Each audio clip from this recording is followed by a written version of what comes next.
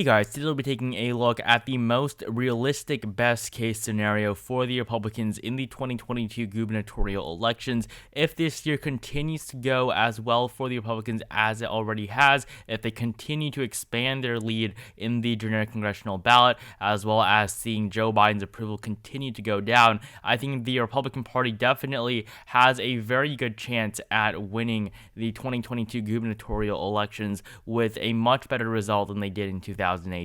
In 2018, they were able to win 27 governorships. The Democratic Party were able to flip 7 states. The Republicans flipped 1 because, of course, Bill Walker in Alaska, the independent, lost to Mike Dunleavy. Bill Walker really did not end up running a campaign at the very end. He did drop out, but he still did get a very small percentage of the vote. But besides that, the Republicans were not able to flip any governorships held by incumbent Democrats in 2018. And this was when Donald Trump had an approval rating very similar to that of Joe Biden at the low 40s and high 30s. And going into the midterms and the 2-year point for Donald Trump, his approval rating did not improve at all. So I think that in 2022, with Joe Biden at the same level of popularity as Donald Trump in 2018, the Democratic Party could suffer pretty significant losses in these midterm elections on the gubernatorial level. In 2018, the Democrats, of course, won 23 governorships. Go back to 2014, after 6 years of Barack Obama, the GOP were able to win 27 governorships, just 18 for the Democrats. And so I do think that obviously 2022 will be very difficult for the Democrats if they want to not lose any governorships. But today we'll be taking a look at the best case scenario currently for the Republican Party going into these midterms this November. I'm going to start off by filling in the solid states for the GOP. I think that a lot of these races really are not going to be too competitive, especially the ones that have Republican incumbents running in them. I think that many of the Republican incumbents are going to win pretty comfortably this November. So with the solid states filled in for the GOP, I have 19 governorships for them, so they are already almost at 20. For the Democrats, I have 3 solid races in this best case scenario for the GOP. I think that the Democratic Party is going to struggle to win by over 15% in a lot of these states. So obviously, how margins go, solid over 15%, 5 to 15 is likely, 1 to 5% is lead, and less than 1% is tilt. So looking at the Democrats' solid states, New York, I have Kathy Hochul winning her re-election. In Hawaii, Josh Green is going to succeed David Ige. And in California, Gavin Newsom, who just won a recall election last year, is basically going to be re-elected. He won the race with over 60% support. So the Democratic Party now has 9 governorships with their solid states filled in. Now, in terms of the likely ones, I have both the states of Iowa and Ohio for the GOP. I think that Mike DeWine in Ohio and Kim Reynolds in Iowa, they're pretty much going to win their re-elections. It's almost guaranteed at this point. Really just depends what the margin is and how strong it is for the GOP this November. I do think that, though, in a best case scenario, these margins could near the 10% mark. I don't think that it'll go into the double digits, but both of these incumbents can do relatively well. They both won by pretty weak margins in 2018, less than 5%. Kim Reynolds had an especially close race in Iowa. So and this will now give the GOP 21. I also have the 2 states of Texas and Florida. Greg Abbott, Ron DeSantis, both pretty popular governors in these major states. Ron DeSantis won the closest race in 2018, winning by only 0.4% over Andrew Gillum. That is not going to happen again this time. I think that a likely result is very likely for Ron DeSantis this November. His numbers are very good in Florida against Charlie Crist, who is expected to be the Democrats' nominee. I think the Democratic Party, though, has done a much better job at choosing better nominees than the GOP this cycle. I think the Republicans have some pretty terrible ones in states like Pennsylvania and Arizona, and on the Senate level even more so. I think that Herschel Walker is a horrible nominee in Georgia. He may win just because of the fact that the Republicans have an advantage in 2022 after 2 years of Joe Biden Biden and Democratic control in Congress, but really the Republicans have nominated some pretty bad candidates for the election this November. So for the likely states for the Democrats, I have the state of Illinois. J.B. Pritzker is pretty much going to win his re-election no matter what. He defeated Bruce Rauner in 2018, who was running for his re-election as a Republican. So this was a pretty impressive flip for the Democrats, considering that this seat was previously held by a Republican. Looking at the Northeast here, basically most of the states in New England are going to be likely for the Democrats. They are going to flip Massachusetts with Charlie Baker no longer running for re-election. Same thing goes for Maryland. Both of these races I don't think are going to be too close. Even though the Democrats are going to flip both of them, there are no Republican incumbents running. Besides Larry Hogan in Maryland and Charlie Baker in Massachusetts, the Republicans really don't have any viable candidates in these two very Democratic states. So this will be a gain of 2 for the Democrats, and this really is going to save them in terms of them trying to not lose too many this November. So 14 now for the Democrats. I do have a couple of lean states that I do want to give the Democrats at this point in time. I don't think they're worth talking about because really these are states that the Democratic Party is very, very unlikely to lose, but in a best case scenario here for the GOP, I do think that it is very possible that these margins go under 5%. Colorado and New Mexico, they were double digits for Jared Polis in Colorado and Michelle Lujan Grisham in New Mexico in 2018, but these margins could obviously be cut in half pretty easily. In Oregon, Tina Kotek is running for a first term to replace incumbent Kate Brown, who made Oregon pretty competitive in her 2 governor races, but in the state of Oregon, I do still have it going for the Democratic Party. So this will give the Democrats 17 governorships and the Republicans 23. So with those 2 gains in Maryland and Massachusetts, they are already not going to do worse than they did in 2018, but that does not mean that they cannot still lose a ton of governorships with these toss-up races. So I'm going to start off by looking at the state of Nevada. Now, I did miss Alabama. That will go to the Republicans. So ignore what I said. The Republicans have 24, 17 for the Democrats. Obviously, Alabama is going to be very solid for the Democratic Party. So looking at the state of Nevada, Steve Sisolak is running for his re-election against Joe Lombardo. He is one of the most vulnerable Democratic incumbents this cycle. I do think that Joe Lombardo has a very good chance at defeating him. Joe Lombardo is the former sheriff in Las Vegas, so he obviously is going to be able to get a little bit of a boost in Clark County. That's where the Democrats get most of their votes from. As you can see in 2018, Sisolak really only won 2 counties where Reno and Las Vegas are.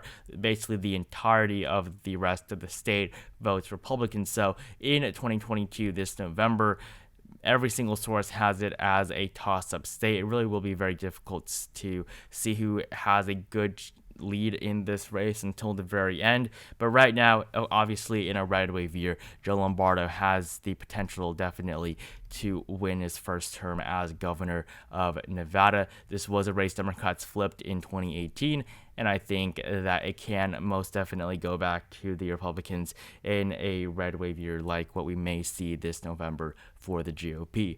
In the state of Alaska, I think the Republicans are nominating some pretty bad candidates here.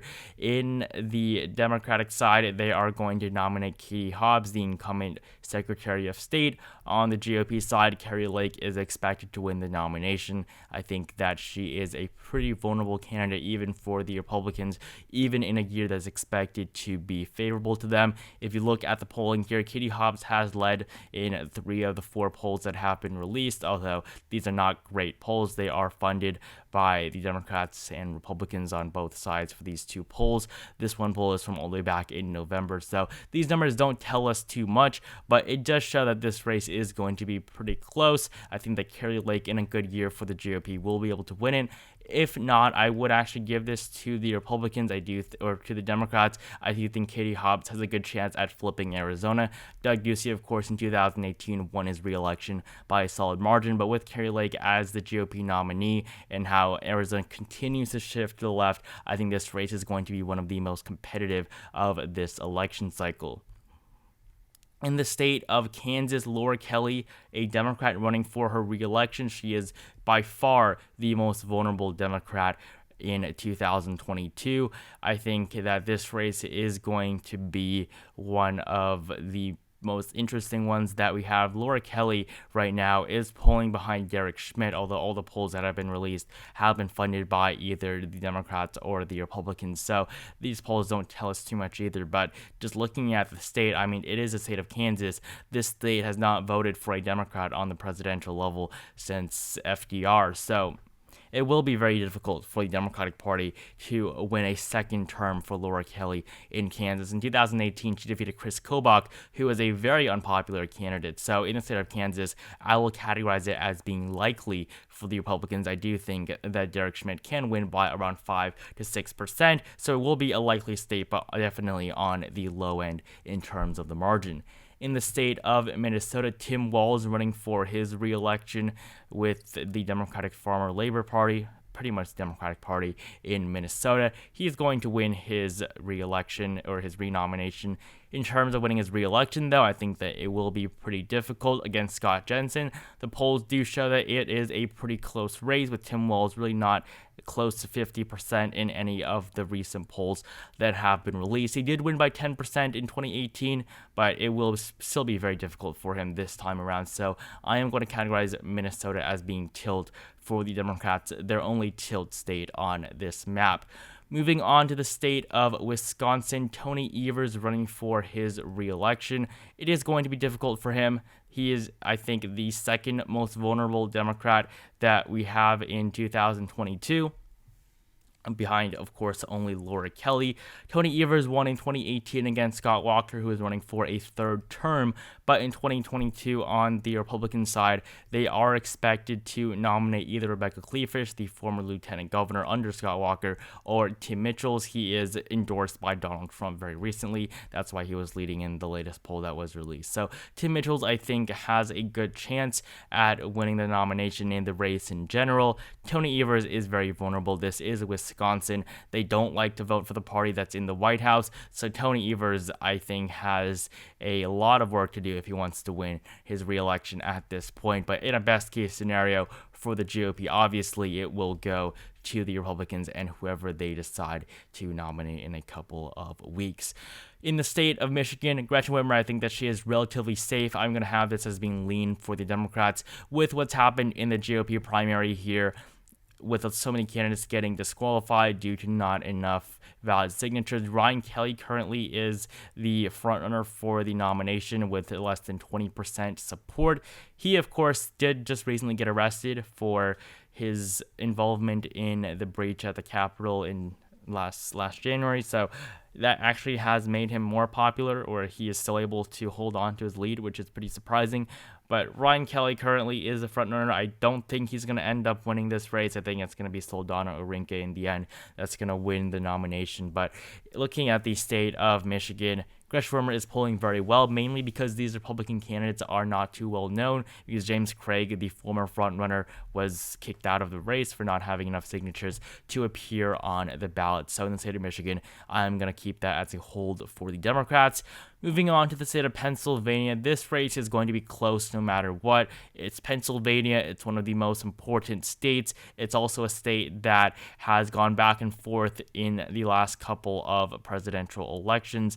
Donald Trump, of course, flipped it in 2016. Joe Biden flipped it back in 2020, both by pretty small margins. So Pennsylvania really can go either way. Of course, in 2018, Tom Wolf won his re-election by 17.1%, but in 2022 it is going to be a lot different. The Democrats lose the incumbency. Josh Shapiro, I think, is a good candidate against Doug Mastriano. Josh Shapiro, of course, is the incumbent lieutenant governor, but Mastriano is on the far right. He did get the support of Donald Trump, even though the Republican establishment did not want him as the candidate. But if you look at the polling that's been done for this race, there really has only been one poll that's come out. It does show Shapiro up 4 points, but I think that in a good year for the Republicans, even though they chose a pretty terrible nominee, the Republican Party is still able to win this race in the end. I do think that they have a pretty good chance here in Pennsylvania in a best case scenario. Moving up north to the state of Maine, Janet Mills is running for his re-election against Paul LePage. Paul LePage is, of course, the former two-term governor. He could not run for a third consecutive term in 2018, so he is coming back this year in 2022 against Janet Mills. I think this was a good choice on the Republican side. I think that Paul LePage is probably one of the better nominees that they have nominated this cycle. LePage is definitely someone that has won before, and that makes it so that he has a very good chance at flipping the state of Maine. If you do look at the polling, though, Janet Mills does lead in most of the polls released, but if you saw what happened with Sarah Gideon and Susan Collins in 2020, Sarah Gideon was leading by larger margins than Janet Mills, and she ended up losing by almost double digits to Susan Collins on the Senate level in 2020. So Janet Mills, I think she really is going to have to work for this re-election against Paul LePage. If it was any other Republican candidate, I do think that the Democratic Party would have a much smoother time, but I do think that the state of Maine, this is a race that the Republicans can win. So if the polling here continues to be favorable for the Republicans nationwide in terms of which party they would support generically, I do think that the state of Maine can flip in favor of the Republicans once again. So I'm going to have this as being tilt for the GOP. And finally, in the state of Georgia, the state of Georgia is one that I think will not be as close as it was in 2018, no matter what. Brian Kemp, Stacey Abrams, this is a exact rematch of what we saw in the previous midterms. But this time around, Brian Kemp is so far doing better than Stacey Abrams. I do think that he can win by over 5%. All the polls suggest that. The polls are also pretty accurate in the state of Georgia. So in this red wave scenario, I'm going to give the state of Georgia as being likely to the Republican Party. This will give the GOP 31 governorships, 19 for the Democrats in a best case scenario for the Republican Party. I think that the GOP can definitely flip back a lot of the states that they lost in the previous election, states like Nevada, Maine, as well as even Pennsylvania with Doug Mastriano. So thank you guys so much for watching this video. Make sure you like it down below if you enjoyed it. Comment down below how you think the Republicans will do this November. Subscribe to our channel if you have not. Make sure to join my Discord server, link at the very top of the description below, and I will see you guys in the next video.